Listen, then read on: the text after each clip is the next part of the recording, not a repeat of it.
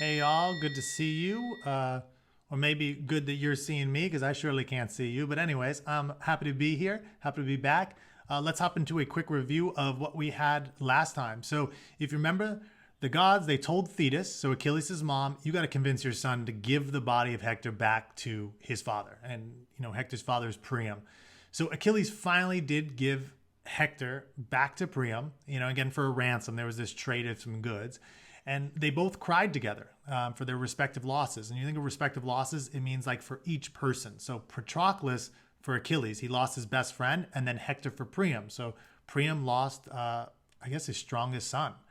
So Achilles, after that, grants an 11-day truce. So nobody's going to fight for 11 days, while Priam and the Trojans, they basically give Hector a proper burial. So they have time. They don't have to worry about war or any of that. They get to bury their dead, their special soldier. So that is the review. Now let's get into today, which is called the Luck of Troy. So here's an image.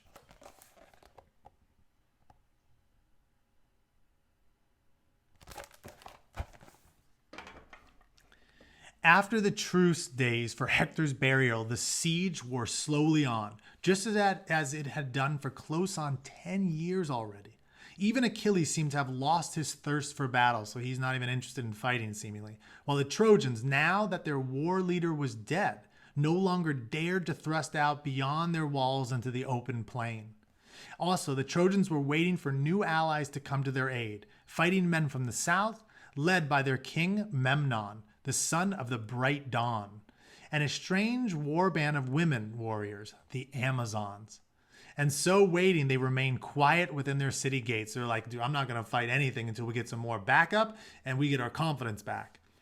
Not everyone knew, Greeks as well as Trojans, that in the temple of Athena in the high citadel of Troy was a sacred image, a black stone shaped like Athena's shield, which had fallen from heaven long ago. So they believed that this stone had fallen down from the skies. The Palladium, men called it, but they also called it the Luck of Troy, and believed that while it was there, the gray-eyed goddess would help them to keep all enemies out of the city. So they guarded it day and night and took strength and comfort from knowing that it was there. So maybe today, I don't know if you ever heard like a rabbit's tail, you have some good luck charm that you have around your neck. The idea is that, oh, this is going to protect me. And the Greeks believed this, or I should say the Trojans believed this. It had long seemed to Odysseus that it would be a fine thing to steal the Luck of Troy from its guarded temple in the midst of the city. Surely the Trojans would take its loss as a terrible omen or sign and lose whatever heart or confidence they still had in them. He began to think how the thing might be done, and soon he had worked out a plan. So Odysseus is this like creative plan guy, right? There was a king of the island of Delos who had 3 daughters. It was said that one of them could turn water into wine, and one could turn stones into bread, and the youngest could turn mud into olive oil. That seems strange. The Greeks were weary of paying gold to the Phoenician traders for their supplies of corn and wine and oil. So Odysseus went to the high king and asked leave to take one of his ships to Delos to fetch the 3 princesses, if they would come. As there was no fighting going on, Agamemnon agreed, and he went aboard his ship with 50 of his own men at the oars, and sailed away, promising to return within the month. So Odysseus is out. Next day, an aged beggar appeared in the Greek camp, leaning on a staff and clad in filthy rags with a half-bald stag skin by the way of a cloak. So I'm going to show you the image. Here's this beggar. Well, you might call, some people call it bum or something like that.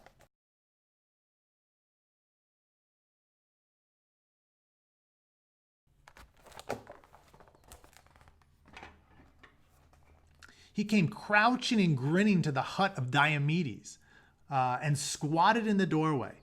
Diomedes tossed him a handful of bread and meat, and after he had eaten, gnawing the bone like a dog, asked him who he was and where he came from. The beggar told a long story of how he had been a Cretan pirate. So Crete is an island around Greece, captured by Egyptians, and how he had worked many years in their stone quarries until he had escaped by hiding among the great stones carried down the Nile by raft for building a temple on the seashore, and got aboard a Phoenician trading ship.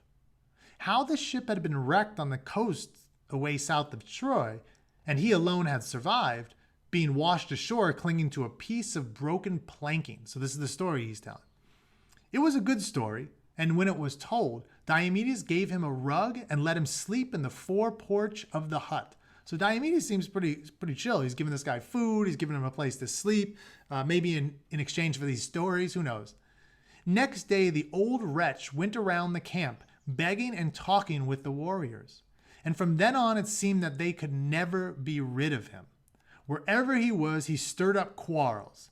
And if there was an ugly story about any of the chiefs or their fathers or grandfathers, he knew it and told it to all around. So he's telling all these stories that are kind of getting people worked up, like, "Rrr." So he got a buffet from Agamemnon's staff, so hit with this piece of wood. Ajax kicked him, and Idomeneus thumped him with a spear butt for a tale about his grandmother. At last, he stole a gold cup from Nestor, the beautiful two-handed cup with a dove on each handle. And when it was found in his dirty pouch, everyone cried out that that was enough and he must be whipped out of the camp. So it's cool if you're coming around, we're helping you, you're telling stories, but you start stealing stuff, you're out of here. Some of the young warriors, laughing and shouting, dragged him off across the plain and right up to the gates of Troy. And holding him there, the leader of the band, Nestor's son, Thrasymedes, called out to those within, "We are sick of this shameless beggar, so we are going to whip him well. And then you may have him if you want him, or he may wander until he starves. But if he comes back to us, we shall put out his eyes and cut off his hands and feet and give what's left to the camp dogs." So, I mean, back in those days, if you're stealing stuff, sometimes if you continuously steal, they literally would cut your hands off. Like, you're never going to steal again with no hands, Anyhow, the young men of Troy laughed also when they heard this and gathered on the walls to watch. They whipped him with their bowstrings until the blood ran from his shoulders and he ceased from howling and went and lay as though dead. Then they left him with a parting kick and went their way. Yikes, this guy's not really being accepted anywhere. The beggar lay still for a while, then sat up, wiping his eyes and shouting curses after them. Then he tried to stand up, but his legs gave way under him, and he crawled on hands and knees into the gateway and sat there crying and groaning with the end of the stag skin pulled over his head. So he's got this animal skin cloak that he's kind of covering his head with now. Helen, who was on the gatehouse roof and had seen all that passed, was sorry for him. And she came down the stair and bade the men on guard to open up a leaf of the gate as they did when there were supplies to be brought in. When they had done so, she went out with her pretty skirts gathered close and spoke to the poor wretch kindly, asking him why he had been used so cruelly.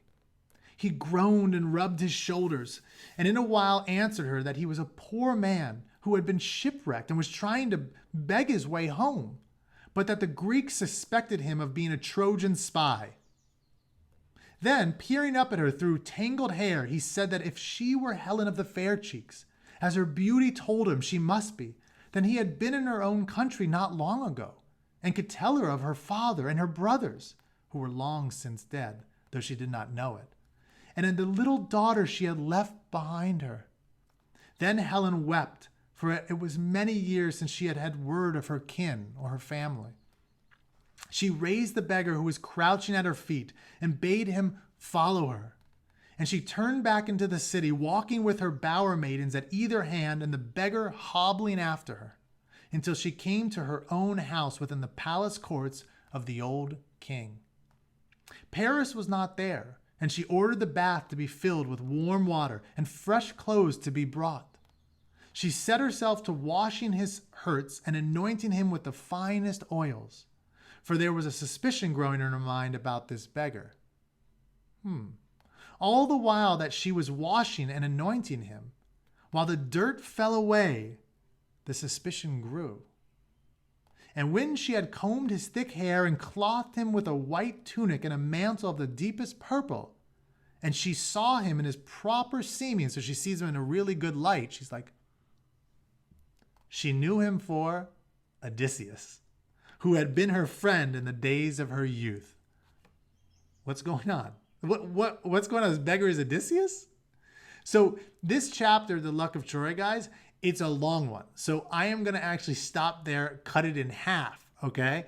So I'm not even going to do a question because we'll do a question at the end, but I will do a face, okay? So imagine you are Helen of Troy, and now you see Odysseus, who was seemingly this beggar, but you're like, wait, what's going down? You know, that kind of face, all right? So here's mine. All right, that's my face. What is yours? All right, looking forward to next time when we can finish this chapter. Sorry to leave you guys hanging there, but it's a long one. I don't want to go through like 25 minutes of this, so we're going to do half, and we'll do the second half next time. All right, adios, guys.